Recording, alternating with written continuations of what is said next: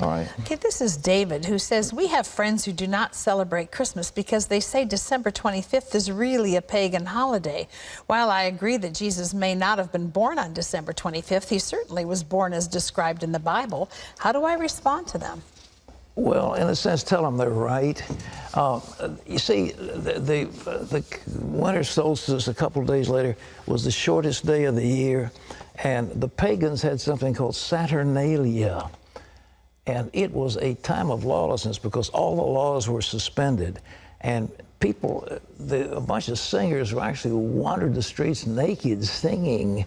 And then they had orgies, sexual orgies. It was a mass thing.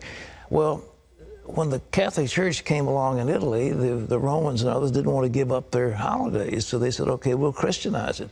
And so they said, okay, we'll say the birth of Jesus was the 25th of December.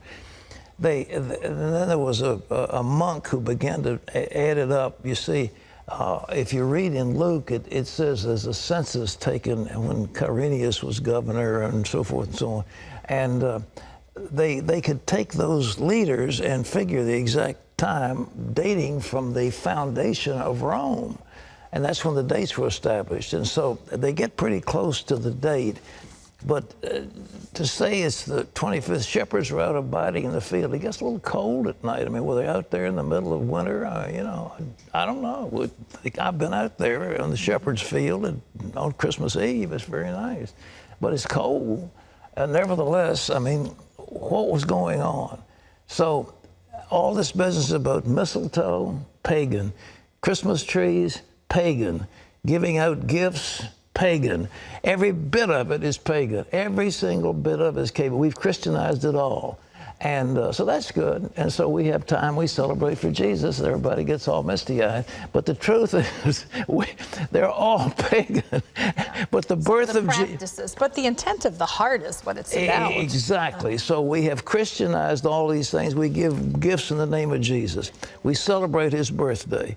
And it's a nice thing. And so I'm very delighted. And I like Christmas. But I tell you, the best Christmas I ever spent in all of my life, my best Christmas, all of my life, was spent in Jerusalem when we had no Christmas ornaments, none of this stocking, none of this, all this stuff. But on Christmas Eve, we stood in Shepherd's Field and we sang, "O little town of Bethlehem, how still we see thee lie." And the next day we had a service, and on Christmas Day we baptized about 50-some people in the Jordan River. That was a wonderful Christmas. Amen. All right.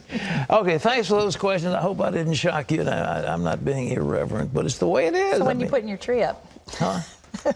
I've got, I finally got one of those fake trees, and it's beautiful. It's already pre-lit, and you just plug those little joints in, stick it up, and plug them in, and all of a sudden you've got a riot of light. I like all the decorations. The Founder's Inn is just loaded with decorations. It's very pretty, but pagan. But all to celebrate Jesus. Yeah, but Christianized pagan. All right.